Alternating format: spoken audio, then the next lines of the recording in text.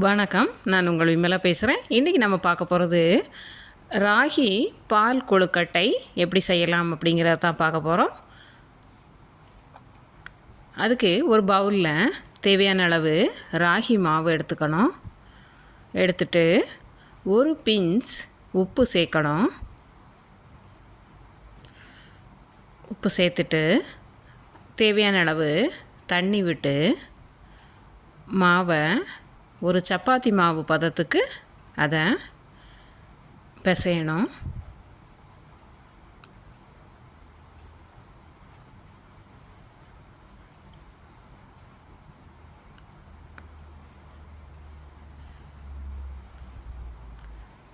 ரொம்ப திக்காகவும் வேண்டாம், ரொம்ப லூஸாகவும் வேண்டாம். ஓரளவு இந்த பதத்துக்கு மாவு பிசைஞ்சால் போதும். உருட்டுற பதத்துக்கு இருக்கணும் மாவானது.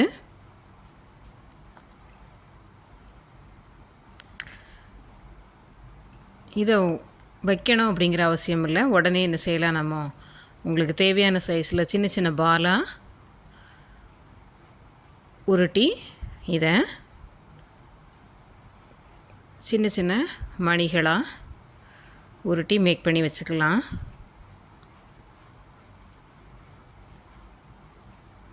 இல்லை நீங்கள் ஓவல் ஷேப்பில் வேணும் அப்படின்னாலும் அதையும் மேக் பண்ணிக்கலாம்.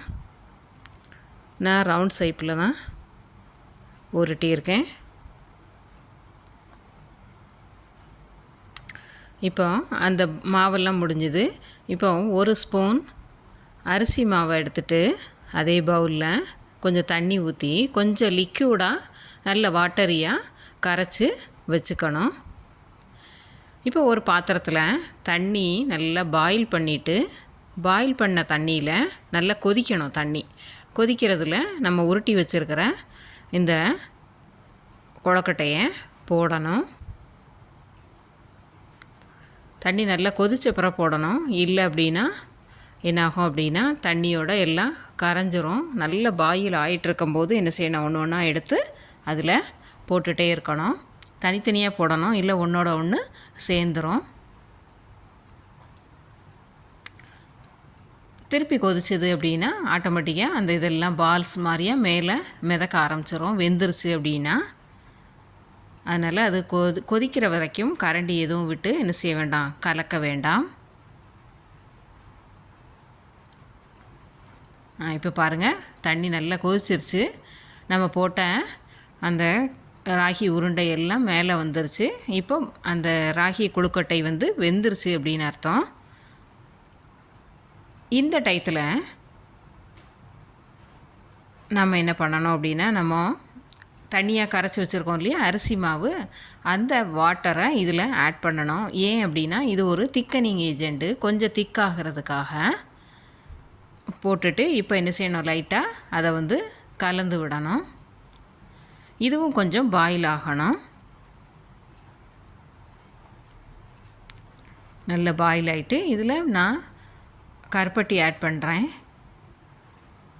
நீங்கள் ஒயிட் சுகர் ஆட் பண்ணிங்கன்னா கொஞ்சம் கலர் ஒயிட்டாகவே இருக்கும். நான் இது கருப்பட்டி ஆட் பண்ணுறதுனால அதனோட கலர் நல்லா சேஞ்ச் ஆயிடுச்சு.